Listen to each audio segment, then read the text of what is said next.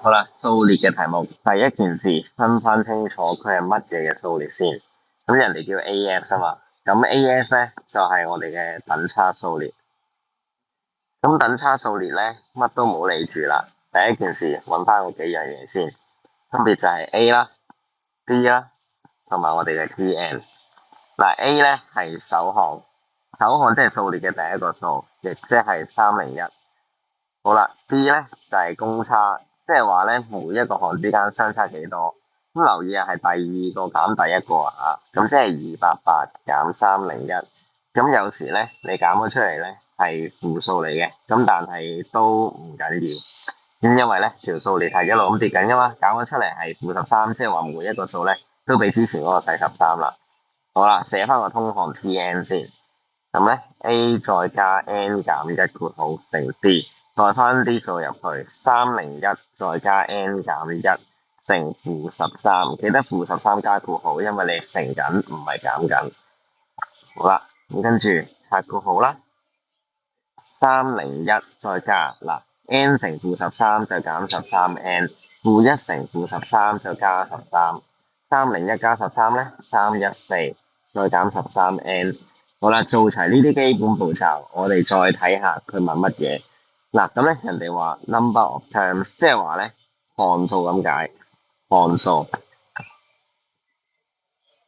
咁佢有幾多項啊？其實就即係講緊最後嗰項係第幾項咁解咯。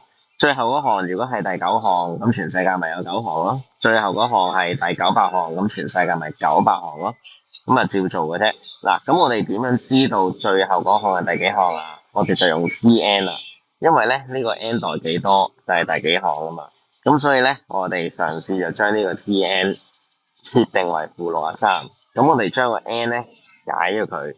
咁 n 係譬如第10嘅，咁佢咪第10項咯。咁啊，如此類推啦。咁我哋嗰個通項314減13n，咁啊等於我哋嘅負63啦。好啦，然後英文字母我哋唔想做負數，調過去右邊。如果英文字母調去右邊嘅話咧，咁即係話數字調去左邊啦。好啦，咁我哋咧嚟一個314再加63係377嚟，咁減翻13n，咪等於翻13n，咁自然就除13啦。除完之後咧，你發覺 n 係29嘅。好啦 ，n 係29代表住啲乜嘢啊？如果最後一個係第29項嘅話，咁咪即係成個數列有29項咯，明嘛？好啦，咁啊 A part 做完啦，咁啊做 B part 啦。咁 B part 咧，你見到 sum of the series 嗱，咁 sum 嘅意思咧，即係總和咁解。咁記得總和嘅程式咧，有條都好簡單嘅，就係首項加尾項乘項數除2。A 係首項 ，L 係尾項，N 係項數，咁啊除翻個2。好啦，首項咧其實係冇俾咗啊嘛，301嚟嘅。好啦，尾項負63。